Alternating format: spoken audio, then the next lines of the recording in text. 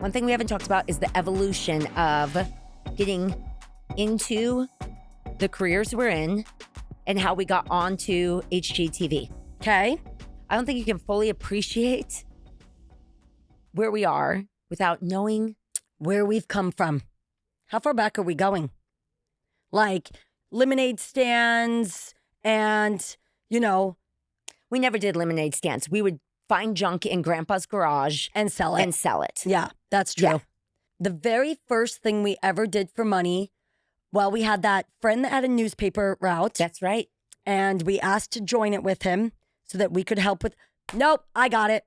Second grade, Thai the restaurant. the Thai restaurant. We went down to the Thai. This is back in the day when you let your second graders have jobs. Our Yeah. mother wasn't bad. Okay, we were raised by a single mom. It was keeping us entertained. We entertained ourselves during summer days, Absolutely. and it was safe. Yes. So Makotillo, Very safe. very safe. So we went down to the Thai restaurant that was next to Dairy Queen. Yes. Okay. And we asked them if we could pass out flyers. Yeah. So they gave us a stack of flyers and said, for every flyer we passed out, we could get a penny. It was a penny. I thought it was a nickel. A penny. Oh, jeez. They took us in their car Yeah. and dropped us off in a very big neighborhood. Huge neighborhood. We went door to door, putting the flowers on the doors. About an hour into it, we went, we're smarter than this. Yeah. Let's put the flyers down the Sewer. So that logically we got rid of all the flyers much faster. Huge stack. Gone. Like Gone. that. So That's got to be $100. easy. We call the guy back. He's like, you're done already? Yeah, it's been 2 hours. We ran. We ran. We're so fast. We're so good at this. Comes, picks us up, brings us back to the restaurant, hands us both $5. Yep. We're like, $5? He's like, yeah, you each had 500 flyers. We walked out and said, never again will we work for someone Never. else. No. We We went walked to Dairy Queen. next door and got ourselves a Blizzard, peanut butter strip parfait, fries, whatever. Ate, went home, done for the day. Done. Very first job. Yep. Yep, I remember that. I remember we went to the dollar store, bought our own flowers, went to the skate deck, and undercut Yes. the skate deck flowers. Yeah, they're $2. We sold them for $1.50. Undercut them. Yeah, we did. But we did not include batteries. No. We didn't tell them until they took their flower. Then we sold the battery for $1. Yeah, we were so good. We were so that good. made us some good money. Yeah, it did. We also brought candy to school and sold it. But it shows that we've always had a passion to be our own bosses. Yeah. Entrepreneurs. Here's a bad story, an embarrassing story. Okay, because now we got to get to how we became real estate. But we were adults, Oh. full-blown adults, so we should have known better. Okay. I'm curious where we're going. We had children, so we had to be in our late 20s. Maybe we had mommy brains. I had Miles at 24, We 23. did? We did? Yeah, we were younger. Dang. Yeah, 23. All right, well, they were babies, so I'm going to blame it on still being children then. Okay. We must have been 25, 26. How did we find out that ELF or ELF, the makeup line, was going out of business? You. No, it was you. It was you. You came to me with this idea. I promise it was you. You came to me with this I came to idea. you with the idea, but you knew that it was going out of business. I don't know, but you came up with the idea. Well, okay, here's the gist of it because it's been 20 years. Not even. ELF or ELF was not sold at Target. No. It was sold on Amazon. No, it sold at Nordstrom. No, It was not Amazon. We were not Amazon shoppers. you're right. It must have been like Rite Aid or Fred Meyer's. I did not shop at Nordstrom's back then, Lyndsay. I had no money. I don't remember where So it was sold somewhere and it was advertised that it was going out of business. So everything was 50% or 50%. It was probably Rite Aid, and we saw the little tags that said 50% off, off. and we assumed. So as the entrepreneurs we are, we went to our husbands and we said, we'd like to make an investment in ourselves. Yeah. We're going to spend $250 each Yeah. and buy out all the ELF makeup that we can find. Yeah. And we went everywhere. We bought boxes and boxes of makeup. Mm-hmm. Put it in boxes under my house in the crawl space. It can grow there. Grow there. Because we bought it at 50 cents. 2 years from now, It's going to be $1. easy. if not so two. our $250. It was going to become 500. We were about to teach people something. Lens. I know. Oh, I remember. The next year comes, garage sale season. No, we started online. Took pictures, put it on Craigslist because that's all we knew, and listed everything at $2. About a year later, the first lady that responded to us said, "Shame on you. We got You can get this for 50 cents. Craigslist shamed. Oh, shamed. And we were like, how does she know you can get this at 50 cents? It's not even out there. It's not anymore. even out there anymore. Discontinued. This is horrible. Surely is this is a she? fluke. Who is She must be on the inside like us. Yeah. She must be a expert investor like we are. Yeah. So we left it out there a month, not a hit.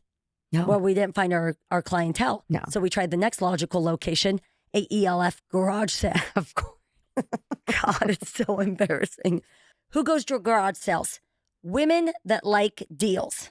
You. That's women that like deals.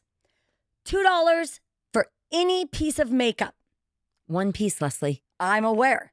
You go inside, probably to lay down or something. You have a headache. Tending to the children. Okay, sure. These 4 women roll up, probably waiting for you to leave. Yeah, looking for the weak one. I get garage sale jumped. Yeah. By a bunch of women. They take, well, first off, they sample the product. Who samples product at a garage sale? Okay. So now I can't even sell that stuff. Then they bring up their stack of what they want, probably 30 things. I'll give you $2. I think they started at like $1. Less. I said, no, it's $2 each. They said $2 for all of it. And literally grab it and walk off. And I'm like, okay. You came out and you said, oh, did they buy something? I said, yeah, it's $2. They said, so they bought one item? Well, not exactly, Lyndsay. I was so scared. They were so intimidating. And that's all the stuff that they used and they didn't buy. The only actual client we ever sold to at full price, Mom. Nana. Nana bought at full price. She was a great client. She was a faithful client until she wanted a refund. I know. She wanted money back guarantee refund. And we said, sorry, we don't do that at this business. We said, sorry, the business has been closed. The business has been closed. We've donated all of our makeup to Goodwill. Yeah. And we're out of the makeup business. That was an epic fail. Epic fail. We lost all of our money. All. Plus some, I'm sure. We had big dreams of being in business together, but it was a tough go. Yeah, it was. It was a really hard go. But you know, I really think that this was before our early 20s because I got into real estate at like 25. Yeah, let's see. You're 43, 33, and you've been in 17 years. So that would be 26. Okay, yeah. So, and before that, I was at Dream Dinners. Well, this is all stuff that we did while we worked. That's true. Actual jobs with real money. That's right. Yeah. We never actually stopped working real jobs. No. We were smart enough to know that we shouldn't believe in ourselves all the way. Yeah. But we still wanted to try. We dog walked. Oh, yeah. Yeah. We watched other people's kids. All the time. Yeah. All the time. Canned was a huge one. Oh. How much tomato sauce I made. I don't even understand. What? So much tomato sauce. Why? Jellies, jams, pickles. God, I hate pickles. I've never even ate a pickle in my life. But you and I made them. so many pickles. Yeah. Oh, it makes me nauseous thinking about it. We started workout classes in my Blackman's Lake house. Oh, yes. That's right. We tried to teach a beach body class. Yeah, like a Zumba type thing. Weird. Oh, man. I mean, that one wasn't a total fail. I mean, we had been going to the classes at the gym for a while. We knew what we were doing. Sure. Again, we had Mom, faithful. Always. Always. Mom was always the number one customer of any business we had. Always. Always. And then we had Brittany. Yeah. Our cousin. Yeah. And then a couple of her friends. Yep. And then Colette would occasionally attend. Come and go. Yeah. Yeah. Some neighbors. A couple neighbors. Yeah. So we would get up to like 6 girls, move my couches, put the kids in the basement with a baby gate. They'd scream. Oh, all the entire time. Everybody's kids were down there. Everybody's kids. free childcare was one of the perks. Free Supervised unsupervised childcare because nobody was watching those kids. Absolutely not. Yeah. But I had a basement full of toys And a baby gate. and a baby gate. I definitely threw down several Snacks. boxes of goldfish. Yes. We were grasping We just knew we belonged. together And in business. yeah, we just hadn't found our spot yet. But we made Lamb & Co. So then it started. I got into real estate and I did do marketing. That's what my background's in. Well, yes, but So- that was with another company. yeah. Yeah. But so then I knew when I got into real estate, I needed to brand it. Mm-hmm. So right away, I branded. Lyndsay Lamb, real. So I started as Lyndsay Lamb Realty Okay. and it was just me okay. and selling real estate. Yes. Did that for about 2 years. Yes. Did awesome. Yes, you did. And I remember you were just a stay-at-home mom at the time, right? Yeah, just a stay-at-home Well, mom. Okay, I'm sorry. I meant like you weren't working outside the house. Thank you. Hardest job there is. Thank you. More than one child at home, trying to take care of them. I think I actually probably took Miles a bunch at the Oh, time. absolutely. Because you were working outside the Yep. house and he wanted to be with the cousins. So then, 2 years in, doing really well, Very well. Miles gets sick. Yeah, So then I decide, like, obviously that's my priority. of course. And I'm not going to, I mean, I could have left him with a babysitter, AKA you. That's true. Good call. So I decided, obviously, that's my priority. Yes. So I was going to just focus on Miles. Yeah. Ye- As any mother would. yeah. Or any mother had the option to. Because that's one of the things that we realized when Miles was sick and going Yeah. through treatment is so many children were left alone Yeah. at the hospital because their parents had to work Didn't have the option. and didn't have the option to be with their child. Yeah. And so that's a huge blessing that Justin was able to work and he was at Fred Hutchinson Cancer Research, which is right next to the hospital. And you were able to be at the hospital Yeah. for 9 months straight, Yeah. where there were so many children we saw that wouldn't have a parent until maybe the weekend Yeah. because their parents were in Idaho or even in Washington, but had other kids at home, didn't have any family support, and they didn't have the ability to not work. And you at the time had been kind of toying around with getting your license anyways. To real because estate. Because I would work at your house a lot, like just at the kitchen table working. Yeah. And you kind of see like the real estate game and you were interested in it. And we had the like plan for you to get into it at some point, but Yeah. your youngest was still pretty young. Wasn't Cole like 2? I mean, Miles was 7 when 6? he got sick. 6. 6. He had his 7th then birthday. 6, 4, and 2. Yeah. So Cole was 1 or 2. Yeah. Yeah, Cole was 2. So you weren't going to really get your license for a couple more years. Yeah. But then you decide to like expedite that, get your license really quick, take your test essentially. 4 times Yeah. because I didn't really have the ability to, Well, you had done your classes. You just didn't have the time to like study a study ton and actually before. do it well. Yeah. Then you essentially took over my business Yeah. like overnight Literally overnight.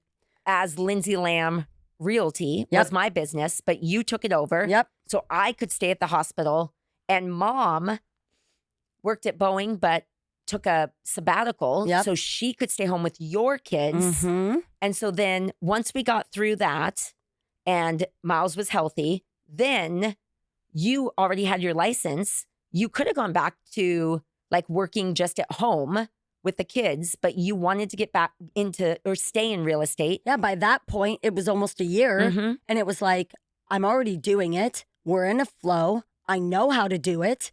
I might as well, Yeah. do it. Yeah. And so, I mean, throwback to last podcast, that was also the time when I made the mistake with the cleaners and the curtains, the big drapery. drapery debacle. But So really, that $10,000 I gave away was your $10,000. well, yeah, it was out of the business account. But But hey, potatoes, Those potatoes. then you decide to stay in real estate. And Yep. so it ended up being both of us. So it ended up turning to Lamb Realty. Yep. And a year goes by and we're like crushing it. Yeah. So we hire admin, then bring on 2 employees or 2 other agents. Then we change it to Lamb Real Estate. Yep. We've got 4 agents, including us, an admin, a bookkeeper. We're doing great. Well, we have some personnel issues That almost took us to bankruptcy. to taking away the company. Yeah. That's a whole podcast in itself. The amount of lessons we've learned in business Ugh. have been huge. I would say the number one lesson we've learned in business is as much as you and I 10, 12 years ago were lead with your heart and trust anybody until they give you a reason not to trust them. People, we now today are guard up. Trust people once they show you. They earn it. Yeah. Guard up, protect what's yours. And then as somebody earns that trust, It's hard. You give them parts of what you own and what are yours, such as the business. And before we were so just wide open. We still are. And that's to a point. But yeah, you're right. 10 years ago, it was like, oh, here's our business. Oh, you want access to everything? Here you go. And, it almost bankrupted us. It almost closed our doors before we got to Lamb and Company, which is what we are today. And we still are more trusting, more generous, more open than probably A, people realize, and B, 98% of businesses out there. Yeah. But it's hard because that's what we built our company on. We built our company on core values that we still have today, that we had 15 years ago. And one of them is, authenticity. And that is authentic to who we are. We're very, transparent, open people. Yeah. But it's hard with just the evolution of the company and then putting that on a national television show to stay that transparent and open and not be guarded because of the amount of exposure and abuse that has come with it. I would say even to the point of, I would say we've built the same business, but better probably 3 times. Oh, absolutely. Well, we keep taking it back and redoing it. Well, not us. It's unfortunately, I'm saying we've been caused. We've been brought down, we've allowed others to. Yeah. So that first time, to be completely transparent, we were raised by a single mother. We were taught you give first, you save, then you take a little, you spend. Home. So we had a huge savings account for our business because as agents, as successful agents, which we were, we had this nice bank account that we had earned. Yeah. And then allowing somebody in, people, to take bank account that you save for business down to almost nothing without knowing, then having to start over and build again. Yeah. That is a massive wake up. Absolutely. Massive wake up. Well, it teaches you to look at things and look at people differently. But then time goes by and you let your guard down and you let people in again and you trust people again in the business setting. And unfortunately, it almost happened again. Luckily, we had learned a lot from that first time and we nipped it in the bud. We caught it before we got there. But yeah, I think the challenge with how quick we're moving and how fast we're growing and the, again, exposure, forget the TV show, is you need to be able to relinquish things to others, which we both struggle with. I'm more than the other. I'm more of a control freak than you. Yes. I agree. I think now we know the signs to look for. Yeah. But sometimes we're moving so fast and there's so much in front of us that we don't recognize it fast enough. So once we realize and we start growing now from basically like step one again, Yeah. that's when we sit down and we say, what do we want this to actually look like? Yes. And that's when we Changed it to Lamb and Company. Lamb and Company. Yeah. And I mean, you and I didn't take salaries for a long time. Probably 6 months after we started over. Yeah. You know, And- at least. And that was right around COVID. So then we have to start over. That's Lamb and Co. And now at this point, we are a team of maybe 7. Yeah. Okay. So we back up a few, maybe a year. Mm-hmm. And the show Enters. is a totally different, like in the midst of everything else. Yeah. And that was a time in our life with business when you and I were like, why are we doing this? Mm-hmm. What is the point? Yeah. We just got beat down. Yeah. And then we have a phone call come in, random, completely unexpected. I think one thing that people don't know is we were not seeking A television show. We did not go looking for it. Nope. We did not apply. No. We did not in any way put any feelers out or interest Yeah. for this. Yeah. Actually, you know, one thing we don't talk about often is a friend of ours, Gina, Mhm.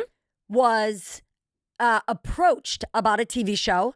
She said no for numerous reasons. Yeah. And then she called us and said, hey, FYI, I gave your name to a production company because I think you guys would be good on a show. Yeah. So, I think she sent them our YouTube. oh, she sent them our YouTube. So that's how it actually became, was a friend. And she's a wonderful human. Yeah. But it's not even somebody that we do dinner with or we hang out with. No. It's more of somebody that Acquaintance. is an acquaintance. Yeah. And that's how they actually found us, was from Gina, who they had seen or met. And she said, this isn't going to work for us. And they wanted her to do luxury building. Yeah. Because her and her husband are luxury builders. Yeah. And then kind of just went a completely different direction. Saw these two completely bizarre out there twins on YouTube, did some deep research on us, and then called us out of the blue. Yeah. I mean, some of the weird like videos that even stories we talked about in the last podcast. Capturing the Rooster Was on YouTube. One of the YouTube videos that were out there at the time. Yeah. Us doing car karaoke that we used to do all the time with our clients, which we need to implement again. We have that to bring was that so back. much fun. So much fun. They loved that we would do car karaoke with our clients. Just fun, goofy videos where we would mock, sitting around the office bored, and then a lead would come in and we'd all like shoot off confetti guns and just fun, personality videos that they saw and they went, oh, they look fun. Let's give them a call. Exactly. So we get a phone call and we're like, hello? You and I had the conversation. And then, Well, that's when they picked us up for a show. yes. Oh, okay. But we had done the sizzle and everything before. Yeah. Oh, okay. I don't know. I'm meshing the two. Yeah, because what happened was they called us off of the YouTube. Yes. And that's when we were in the business transition. We had Yeah. these other people with us. We made what's called a sizzle, which is like they come up, they follow us for 3 days, and they have us just do all kinds of things that they think could make a TV show, like pretending When to we say flip a home. they, it's a production company in Colorado. High Noon Entertainment, who we're still with. Very huge production company with HGTV. So High Noon comes up. We, act like we're flipping a home. We act like we're helping buyers design a home, all these different things. On the last day, they say, well, what do you guys do? We're up at your cabin in Priest Point. We're out on the water, the famous scene of us pulling back our hair saying, look, whatever. twins. We're twins. And we said, oh, well, one of the things we do that's kind of fun is we help homeowners improve their property. Yeah. And we loan them the money. And they went, oh, that's an interesting twist. Let's work something off of that. Yeah. So we told them a little bit about our strategy, and they took what we did and they expanded on it. Yeah. And made it much larger. So when they had left that week and went back to, their, headquarters in Colorado, we didn't hear from them for 6 months. No. In that 6 months is when this, kind of downfall of our business happened. We almost lost it. All the people that were working with us left, and it was just the two of us left and our admin. Yep. And then we kind of started to slowly build back up. And about 6-8 months later, they called and they said, hey, we have networks interested. Can we come film a pilot? Yeah. And that's when they came up and they filmed an actual episode. And that's when we got Jeff involved. Yeah. We had never worked with Jeff like in this capacity. Right. And Jeff was only doing bathrooms and kitchens. So we really pushed him and his crew outside what they did to do whole houses. But we got Jeff, and our business was just on the upswing again to do that house over in Everett. Yep. In a 6-week, 4-week timeline. Probably 4. Yeah. Yeah. And that was crazy for us. Yes. Because we had never experienced anything like that. Then they're gone again for another year. Probably. We don't really hear anything. Yeah. That episode comes out. Yep. It does. And but in that time frame, we were able to build our business back up to where we kind of wanted it into Yeah. a healthy place. Yeah. Us, a couple admins, 3 or 4 agents. Yep. And then a year later, it premieres on TV. They call us and they say, it did great. The network wants 10 episodes. Yep. And that's where we went, holy Oh. crap, are we doing this? Yes. And I remember you looked at me and you said, Leslie, if it's not us, it's going to be someone else. Yeah.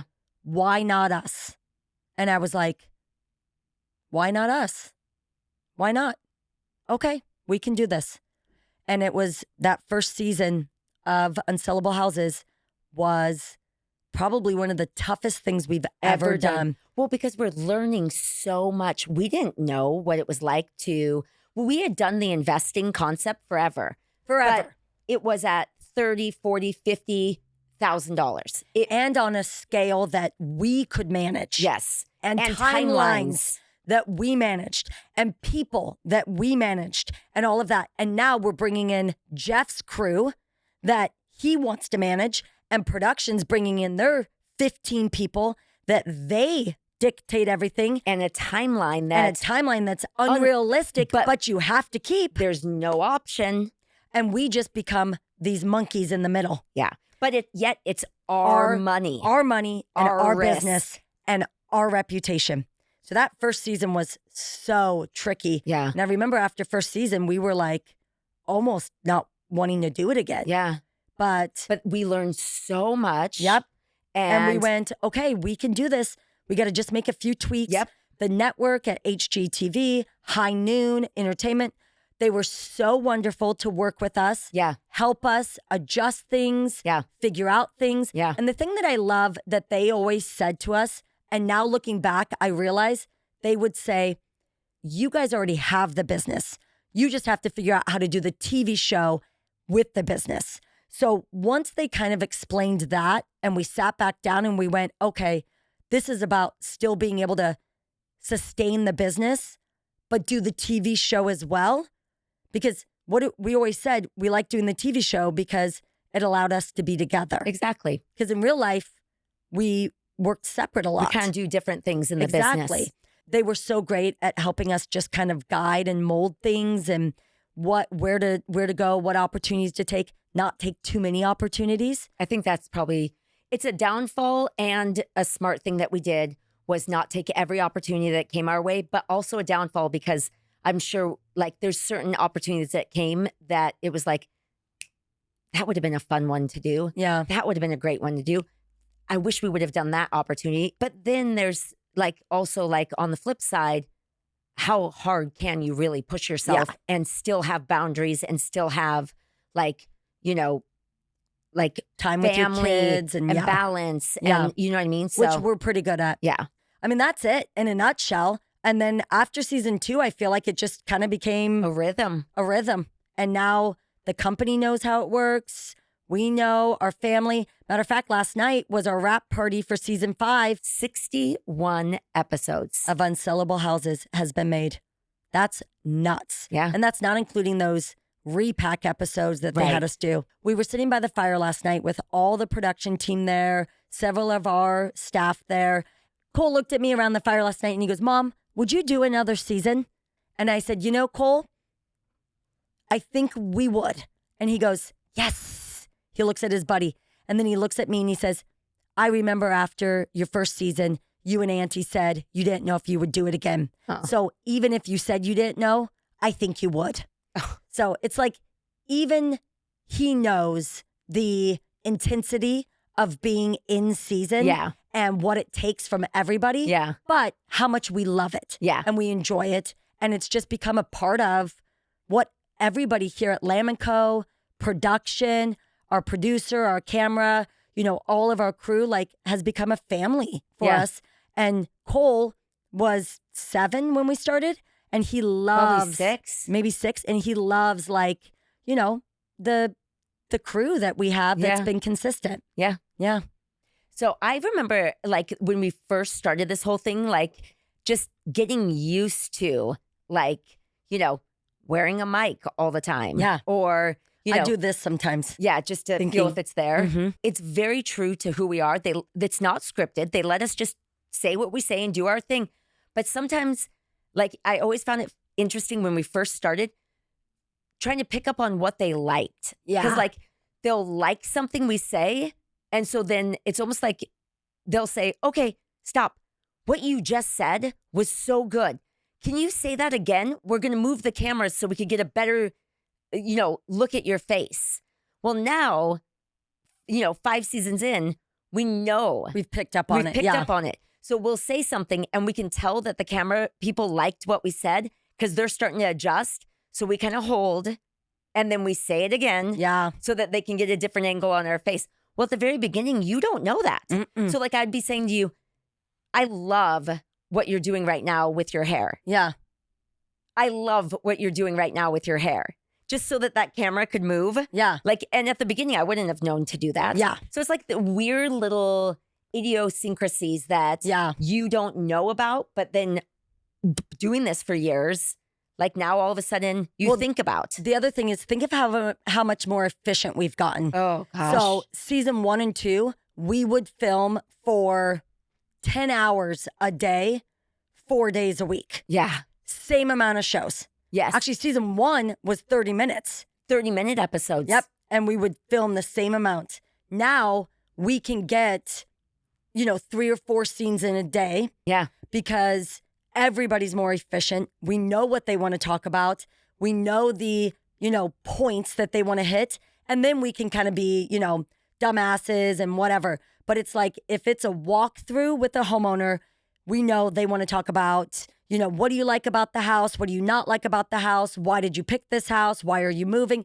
Like, whereas season 1 and 2, the producer would have to say, okay, stop, go back to the front door, talk again naturally, but you need to make sure that you work in your conversation these things. Yeah. So it's like we've just gotten so much more efficient because it's riding a bike. Yeah. It's doing the same thing every day. Yep. As weird as it sounds, I feel like we were always meant to, like, do something like this. It doesn't feel unnatural. Yeah. Like, agreed. I've never felt uncomfortable. Yeah.